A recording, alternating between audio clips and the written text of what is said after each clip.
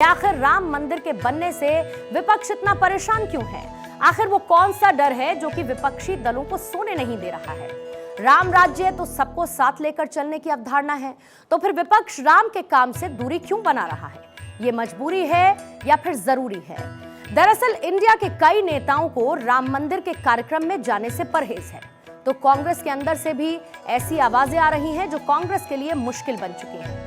हिमाचल प्रदेश के सीएम सुखविंदर सिंह सुक्खू का कहना है कि राम हमारे आराध्य हैं, हम बिना बुलाए भी अयोध्या जाएंगे, तो संजय राउत इस धार्मिक कार्यक्रम को पॉलिटिकल बता देते हैं। इधर आरएसएस के नेता इंद्रेश कुमार का कहना है कि मुस्लिमों से अपील है कि 22 जनवरी को जब प्राण प्रतिष्ठा हो तो मस्जिदों और दरगाहों में राम के नाम का जाप हो।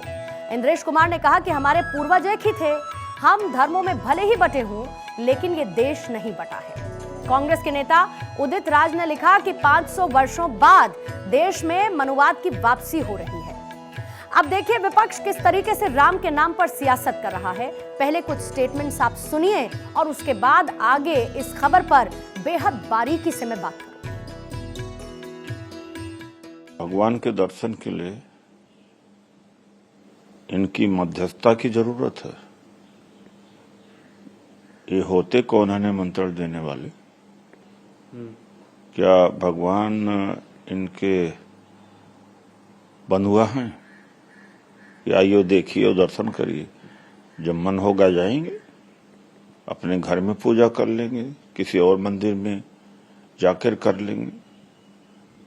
जो भगवान कण कण में हैं और विश्व में हैं, ब्रह्मांड में हैं, उसको आपने क्या कैद कर रखा है? उनकी मर्जी, इसमें पूरी राजनीति है। पीएमओ अयोध्या से चलेगा, सरकार अयोध्या से चलेगी, क्योंकि राम के नाम पर ही वोट मांगे के काम का है। कभी पुलवामा, कभी राम। देखिए राम भक्त हम भी है, हमसे ज़्यादा कोई नहीं है। हमने भी उस राम मंदिर के लिए हमारा खून, त्याग, बलिदान हमारे पार्टी ने सब कुछ दिया है। लेकिन इस प्रकार की राजनीति इस देश में न कभी पहले हुई थी ना होगी। तो ये तो होगा, पीएमओ बनेगा वहाँ और मंत्रालय बनेगा वहाँ और वहाँ से ही सरकार चलेगी।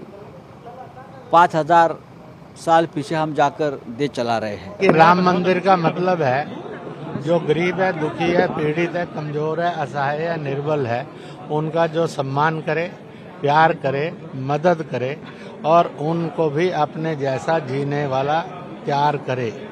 राम मंदिर का मतलब है जो छुआछूत मुक्त हो। राम मंदिर का मतलब है जो प्रदूषण मुक्त हो।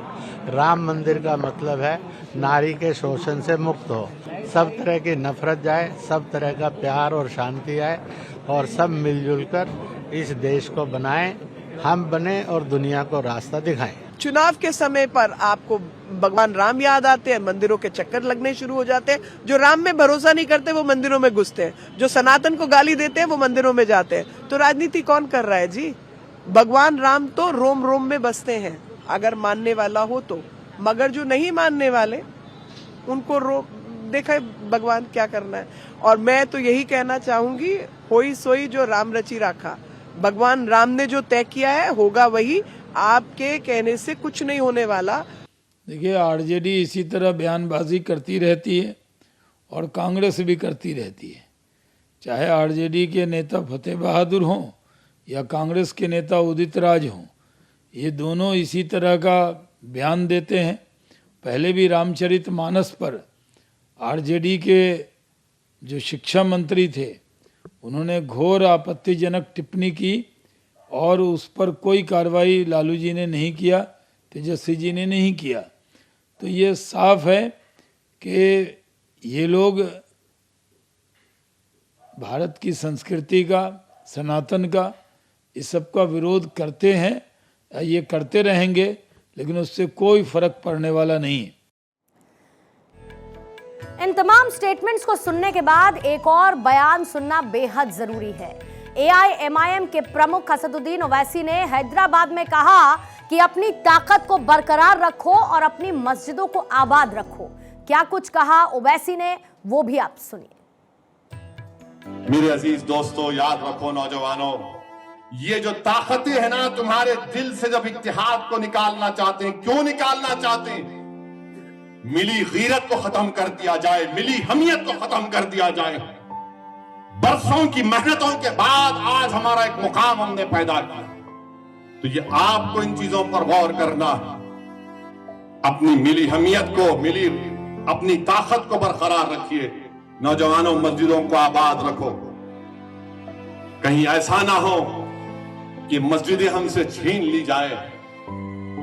मुझे उम्मीद है कि इंशाअल्लाह ताला आज का नौजवान जो कल का बूढ़ा होगा, वो अपनी नजरों को आगे रखकर अपने दिमाग पर जोर डालकर सोचेगा कि किस तरीके से मुझे अपने आप को, अपने खानदान को, अपने शहर को, अपने महल्ले को बचाना है।